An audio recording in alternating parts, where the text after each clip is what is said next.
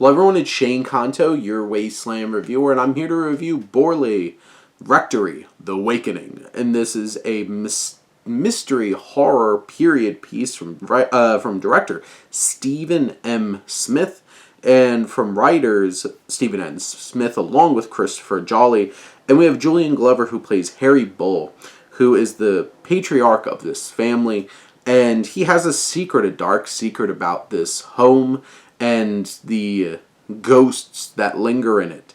And years later, after he has passed, he has his family, his widow, his daughters, his son, who must confront now these ghosts that come. And this film is one of those types of films where it's like you could tell this was made with a really small budget, and there's visible limitations. Some of the stuff doesn't look the best. But what I have to give a lot of credit to Smith, though, is that he does a lot with a very small budget.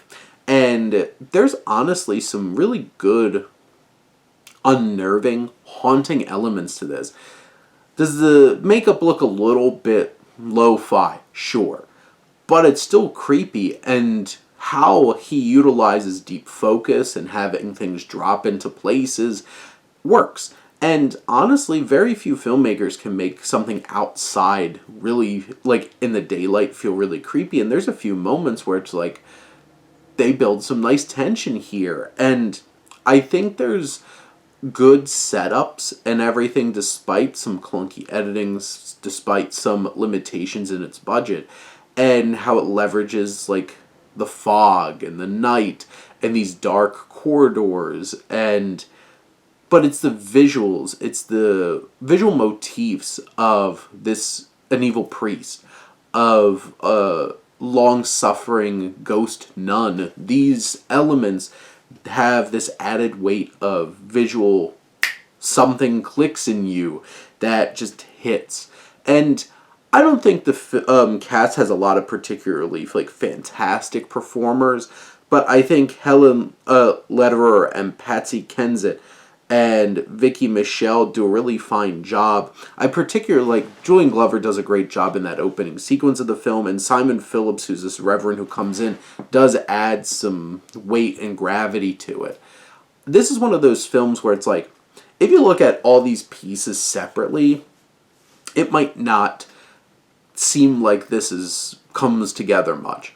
But as you look at it as a whole, it's honestly a genuinely eerie, creepy little experience. It's about an hour and 25 minutes. Sure, it leans on a lot of, I think the period setting does it justice.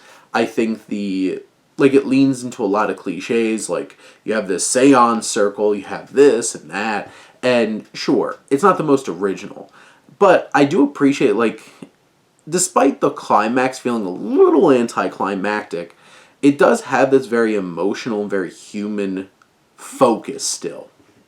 And by the end of the film, it felt like a very human story, despite the fact that it had all these supernatural elements, and there was something emotionally satisfying by the end. And I felt, oh, this is a bit tender and moving. And when you piece it together, this is a really fine film, and I think if you really enjoy horror, you'll appreciate some inspired work with this minimal budget, and it leveraging the family elements and faith in a way that works to benefit its story and its film. So at the end of the day, I think this is a rock-solid horror effort, and it's mysterious, it's creepy, it does its job. But those are my thoughts on Borley Rectory, The Awakening. Let me know what you think, and let's talk some movies. But thank you as always for tuning in and supporting your Wasteland reviewer.